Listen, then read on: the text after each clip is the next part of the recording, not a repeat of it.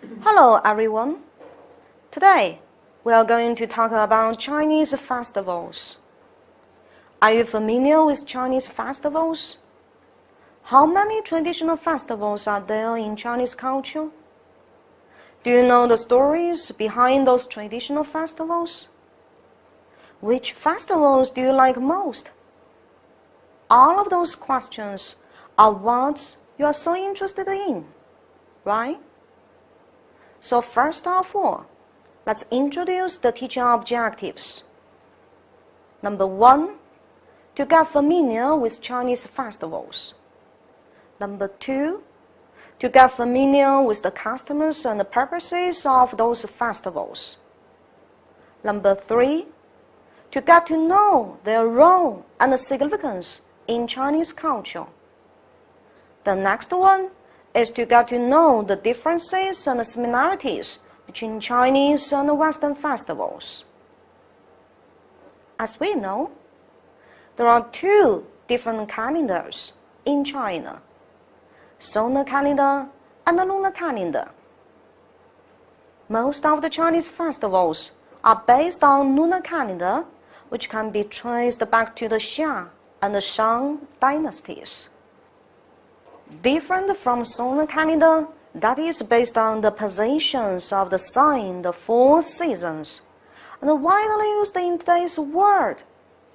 Lunar calendar is based on the movements and cycles of the moon, which represents a cyclical concept of time, rather than the Western linear concept of time. Lunar calendar plays the key role in Chinese people's life and agriculture. It is still culturally essential today. As an element of Chinese traditional culture, lunar calendar has much cultural significance to all the Chinese-speaking communities.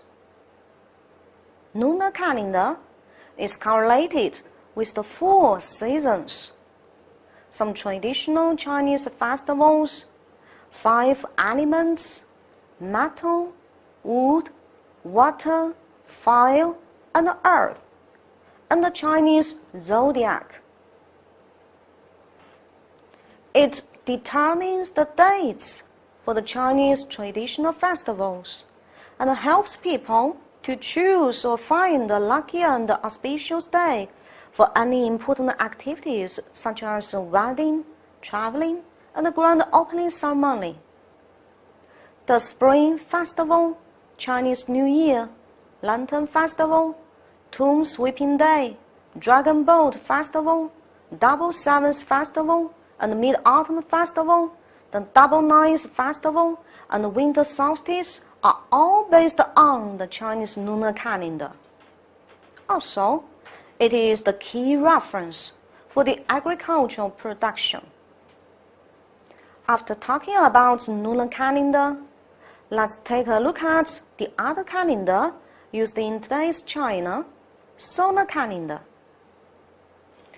The official calendar in China today is the solar calendar, which is Gregorian calendar, whose dates indicates the position of the earth on its revolution around the sun.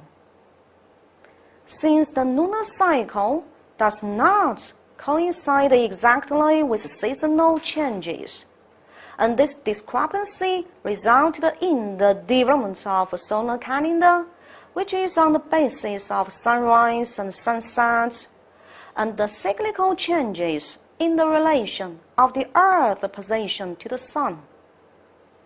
In China, lunar calendar is also known as the yin calendar, old calendar, while the Gregorian calendar is known as yang calendar, Western calendar, in reference to its solar properties.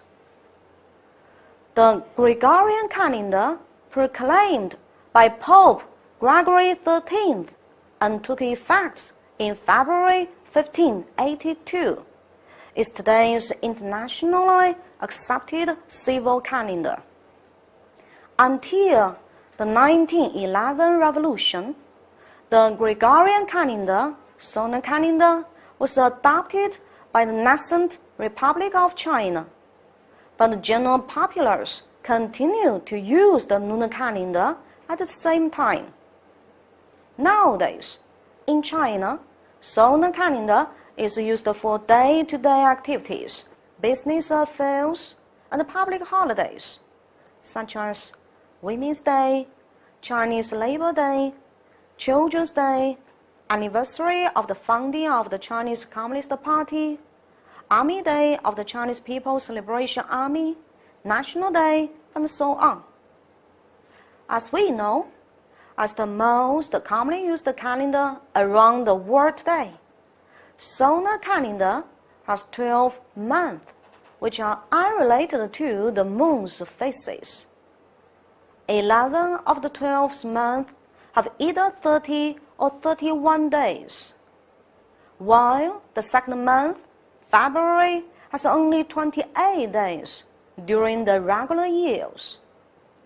Those years that have 365 days are called regular years, and those with 366 days are leap years. The leap year, the year when one extra day is added to February, comes around every 4 years. So, solar calendar is either 365 or 366 days long. That's about the two calendars. Thanks for your attention.